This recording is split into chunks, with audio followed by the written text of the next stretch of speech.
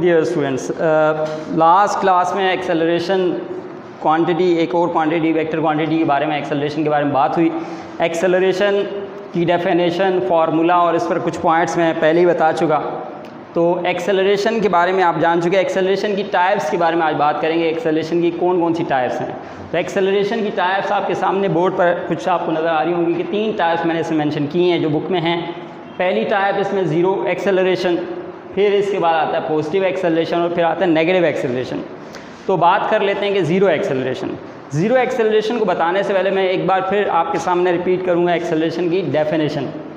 Acceleration को define हमने इस तरह से किया था कि rate of change of velocity is known as acceleration. Velocity के चेंज होने की शरह को एक्सेलरेशन कहते हैं।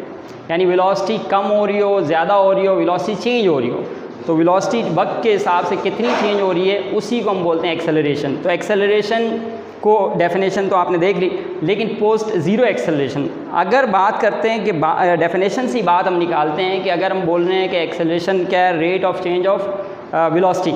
अगर वेलोसिटी के चेंज होने की शरह एक्सेलरेशन है तो वेलोसिटी चेंज ही ना हो तो फिर क्या होगा। इन केस के वेलोसिटी चेंज नहीं हुई, तो अगर वेलोसिटी चेंज नहीं होती, इससे ये साबित होता है कि वेलोसिटी चेंज नहीं होगी तो एक्सेलरेशन भी नहीं होगा। ऐसी कंडीशन जिसमें वेलोसिटी कांस्टेंट हो या यूनिफॉर्म हो, ऐसी कंडीशन में हम बोलते हैं कि एक्सेलरेशन ज़ीरो है। तो ज़ीरो एक्सेलरेशन की कंडीशन तब लगती है जब कोई भी बॉडी मूव कर रही हो विद कांस्टेंट वेलोसिटी और विद यूनिफॉर्म वेलोसिटी, दोनों का एक ही मतलब है।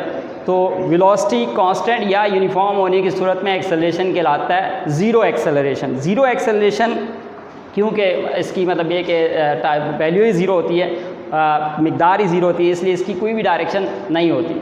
तो अब इसके बाद बात करते हैं नेक्स्ट, पॉजिटिव एक्सेलरेशन क्या है।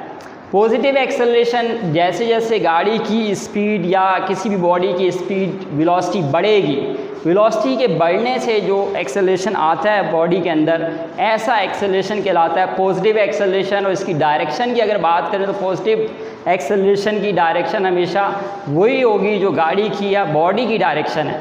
तो जिस डायरेक्शन बॉडी मूव करेगी तो एक्सेलरेशन की डायरेक्शन भी वही होगी। मतलब the direction of positive acceleration will be the same as of the moving object और बॉडी।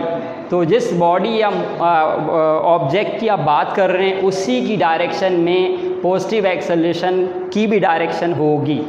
तो यहाँ तक ये पॉजिटिव एक्सेलरेशन है।